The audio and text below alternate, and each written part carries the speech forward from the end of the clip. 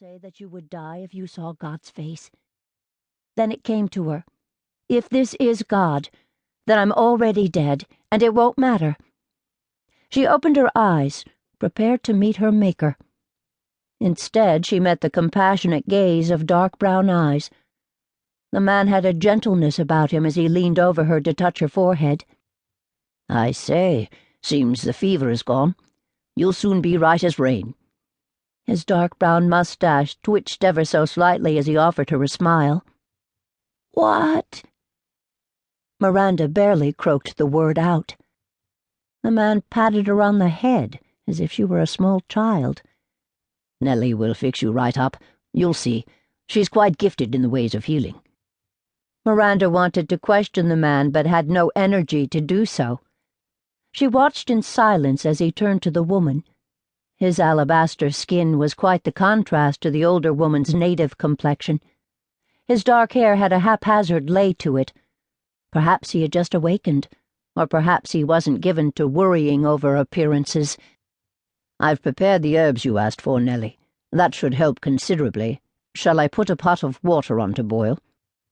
The old woman nodded and followed the man.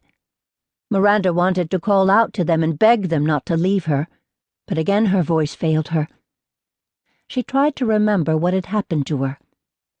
How did I get here? But even as she worked at the foggy memories, Miranda knew only one thing for certain. This wasn't heaven. She wasn't dead.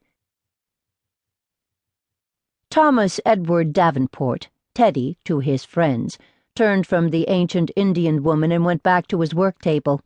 He had hoped to have a better showing for a summer's worth of work, but after categorizing the plants and herbs he'd gathered, Teddy was rather disappointed.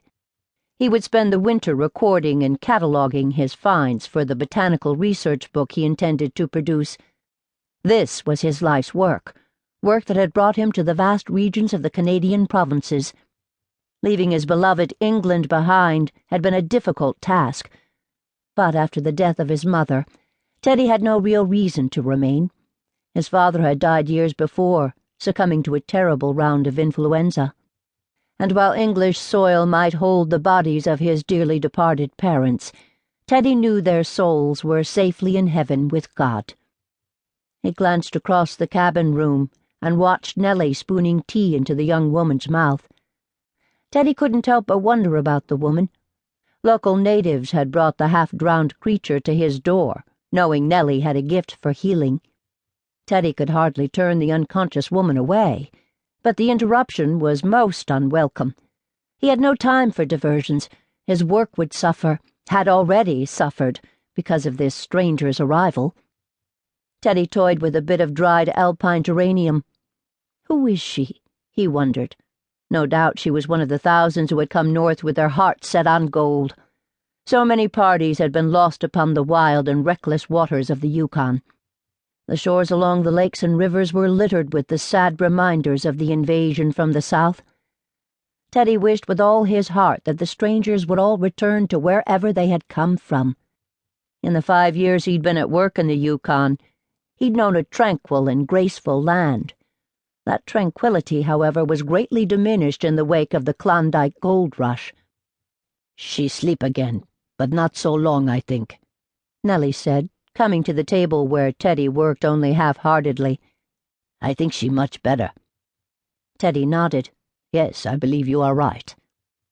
"I make you supper," Nellie said, and walked back to the stove without another word. Teddy required the old woman's presence, because without her he simply lost track of time and forgot to eat, or sometimes to sleep. His work consumed him.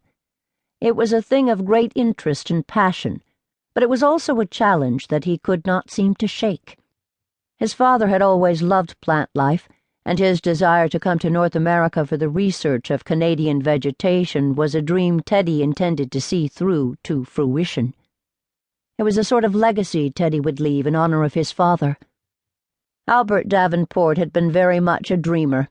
Teddy's mother had found his love of plants annoying, for it had taken them from her beloved estate outside of London and plunged them into the heart of Cornwall. Eugenia Davenport would endure her husband's sojourns to the country for a time.